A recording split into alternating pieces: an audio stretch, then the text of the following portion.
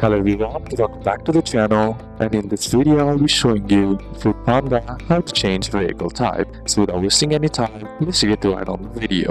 For Foodpanda Riders, not customer app, changing your vehicle type isn't something you can normally flip inside the app like a setting. You must submit a request through the rider support and update your profile with the new vehicle info. So to do it, simply head over and open up your Foodpanda Rider application and then simply log into your account by simply tapping on the sign in option. Then here, enter in your email or phone and password associated with the account and then tap on continue. Then once done, from the home screen, simply tap on your profile icon on the top left corner of the screen and then you'll find the menu option. Now here, simply tap on the my profile icon right here. And once inside there, what you need to do is find vehicle or vehicle plate section. Now once there, simply tap on edit vehicle or similar option, then choose the new vehicle type you want from bicycle or motorbike or car or rocker, etc. Then once done, submit the new vehicle details and documents, example, license, registration, insurance if required, and once done, submit the request and wait for ride support or approval.